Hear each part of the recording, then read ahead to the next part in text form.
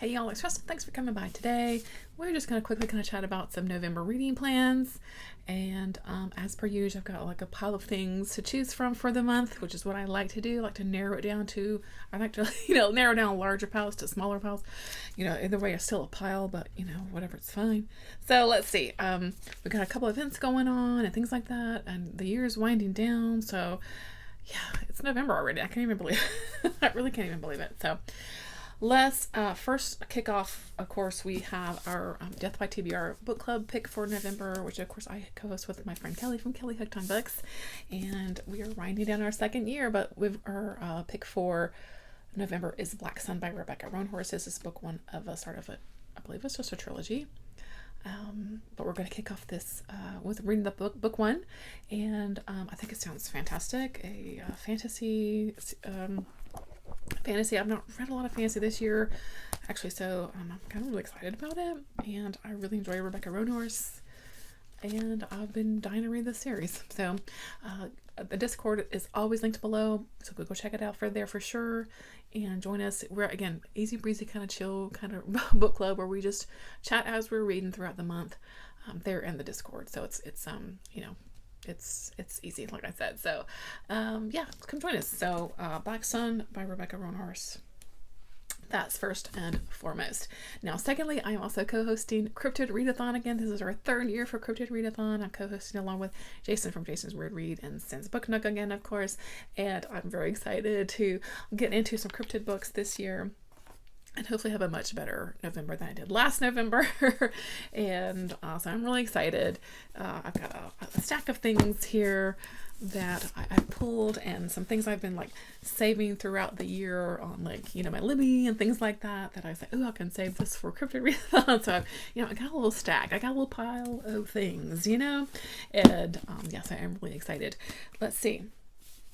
So I've got some physical books off of my shelf that I've been saving. I also have some things, those saved on, like I said, through like my Hooplas, my Libby's. I also have an ebook here that I want to try to get to. So yeah, let's talk about that. So let's just do these physical books. First, I again have this, I'm not really sure how cryptidy this is. It's just a small sort of older paperback called The Circus of Dr. Lau by Charles G. Finney. And as you see, we've got like this kind of sea serpent monster here. There's a unicorn, which I feel is kind of cryptid-esque. And, this is Circus who, legendary creatures like satyrs, werewolves, mermaids, sea serpents, goes from there. I don't know. It's not it's not crazy long. I don't know, when did this came out? It looks like an oldie goldie, but let's just see really quickly if you're interested.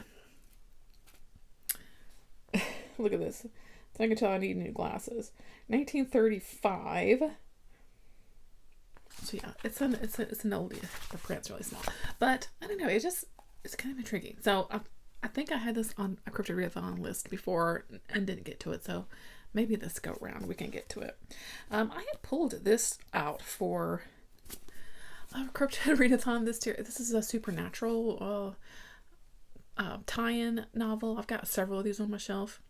This one is called The Usual Sacrifices. I'm thinking, I was curious if it did indeed have some sort of cryptid monster, because it takes place in Kentucky around the Mammoth Cave area.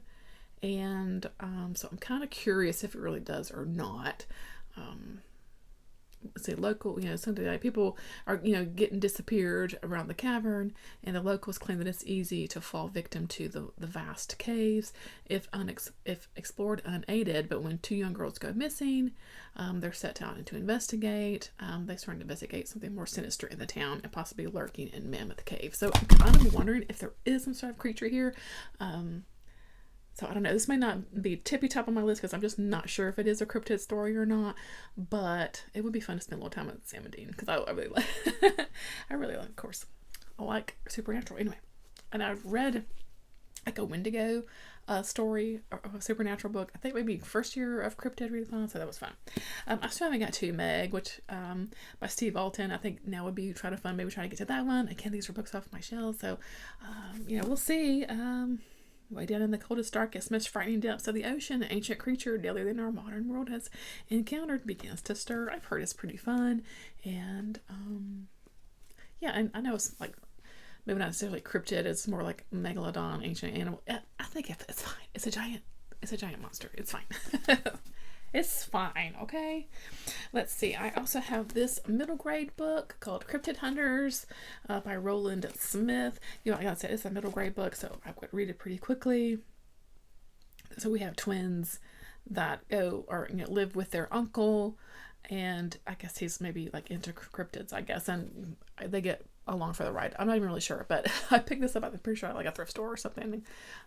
It just sounds like it could be fun. We've definitely got some kind of creature going on here, so that could be fun to check out. Another actually middle grade book that I've had sitting on my shelf for a couple while is called Healer of the Water Monster. This is by Brian Young. This I know brings also some indigenous lore into the story. Nathan goes to visit his grandmother on the Navajo reservation for the summer. So it's a summertime story, but I think it could be fun to read that now. Let's see. One night, while lost in the nearby desert, he finds something extraordinary. A holy being from the Navajo creation story, a water monster in need of help. So it looks like it goes from there. So I think this is going to definitely mix in some, like I said, some indigenous lore with, let's see, some kind of, is indigenous lore like a cryptid? I don't know. I think there could be maybe a fine line there, but I'm dying to get to this book. I think it really, I don't know, I just think it sounds really good. So let's see. Brian Young is a member of the Navajo Nation. And I do like to, in November, I like to dig into, add a few extra indigenous authors to my reading list anyway. So either way, I'm going to read it. So I think it's going to be good. I did find an audiobook for that one, so through my library. So I'm pretty sure I started this one, maybe the first Cryptid Readathon. It came from The Swamp, a cryptid anthology edited by Joey R. Poole. And I'm not sure that I finished it actually. So I want to get back into this and finish this one out. It looks like I maybe have a few stories to go here towards the back per where my bookmark is. So it looks like I got almost finished, but didn't quite.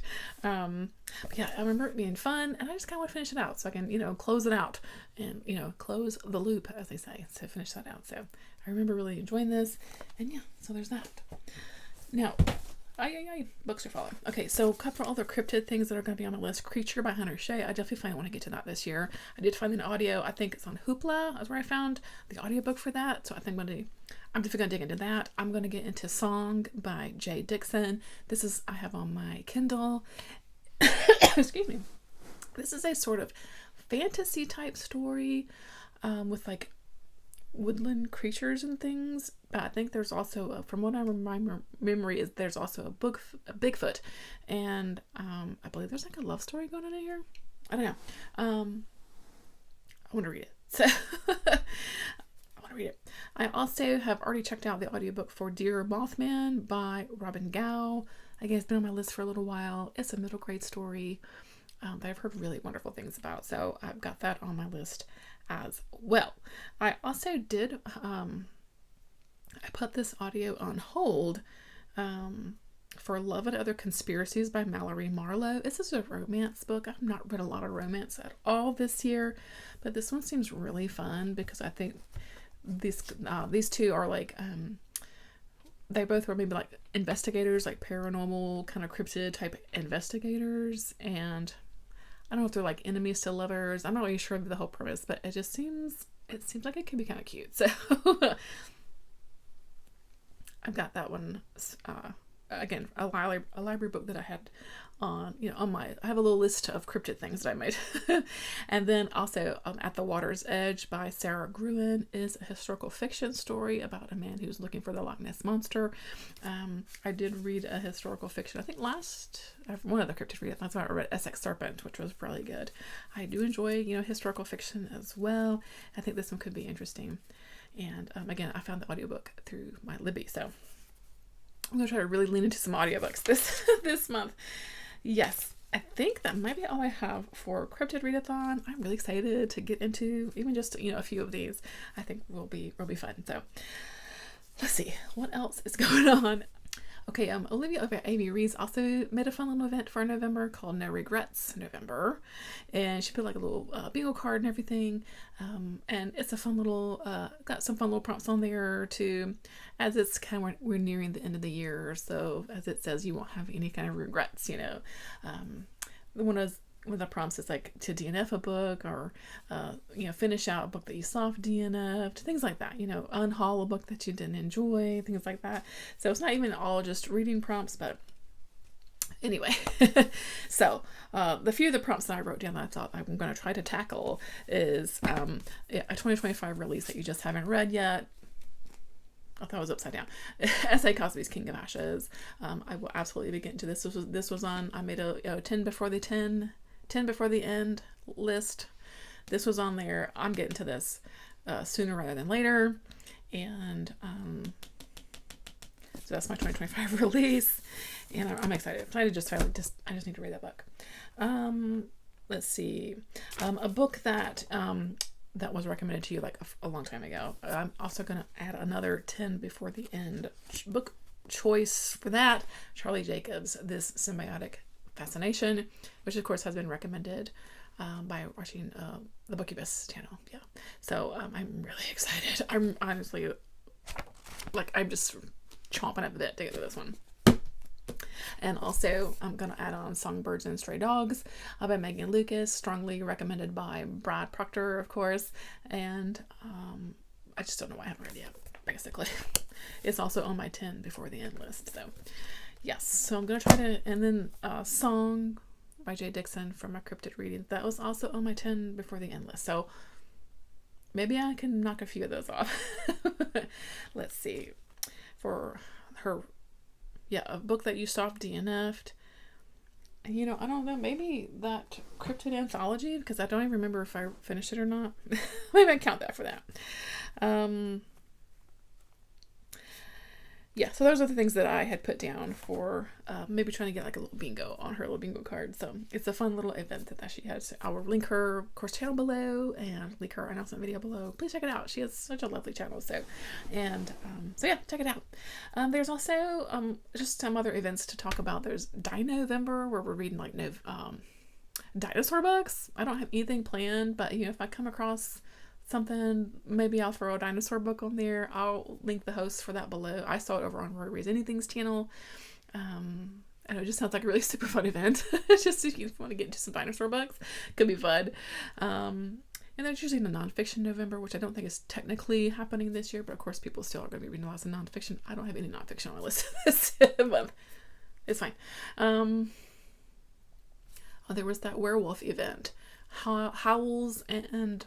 Was it called Howls and Haunts? I'll correct it if I'm wrong. I saw it over Edie Lewis's channel, but I think it was created by D.L. Tillery. And I think there's maybe another co-host. I'll link all the hosts below. And there were some prompts and everything, but it's essentially to read some werewolf books, which I think kind of, I mean, werewolves, I won't say they're cryptid necessarily, but I kind of think they kind of, you know, they dance beside each other, I think. And I had actually already had like mongrels on my possibilities for the month. Again, trying to read some indigenous authors. So Stephen Graham Jones, I believe this is his sort of werewolf-ish story. I don't know if it's a full-on werewolf werewolf book, but I think it's in the neighborhood. You know what I'm saying? And I've had that on my shelf for a really long time. So, and then I had also pulled this one, Quarrel with the Moon by J.C. Conaway. I had this pulled in my stack. Now, I don't remember why I pulled it. Was I thinking that it was possibly a cryptid story? Let's see. Worse, let's just read the back really quickly. Why was this sitting on my pile? I'm not sure. It began with the bones, strange remains of a creature almost human. Josh is at this New York Institute of Anthropology, could not believe his eyes. He seemed to be staring at a new kind of missing link. The remains had come from the mountains of West Virginia. Josh would investigate, and with him would go this gorgeous lady, of course, taking the vacation from her career. Okay, whatever.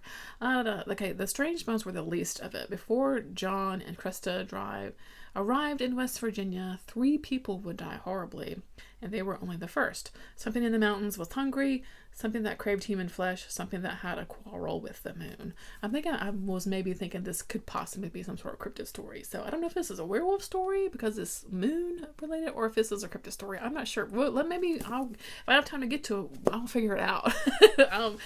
Yeah, so I don't know. It sounds kind of fun. So I got that.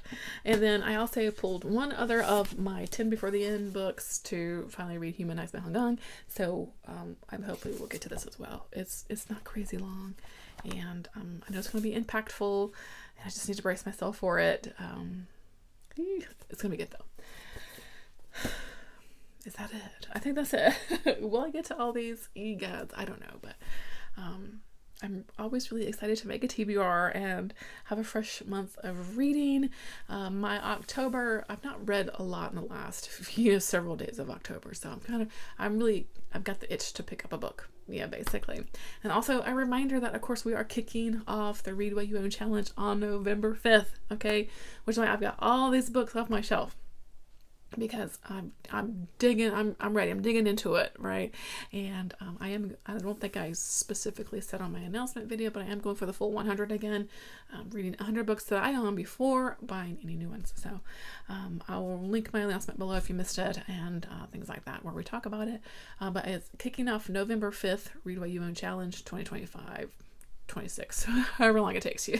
So yeah, I'm super excited about all these books that I have just sitting on my shelf. Some of them for many years, crazily. So yeah, I hope that you'll join us for the Read What You Own challenge and come read some cryptid books with us.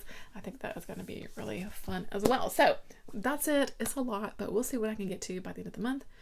And yeah, let me know what you're excited for reading for November, and that's gonna do it. Yeah, hang in there. I hope you're doing well. Thanks so much for watching. I always appreciate your time, and I'll catch you in the next one. All right, bye guys.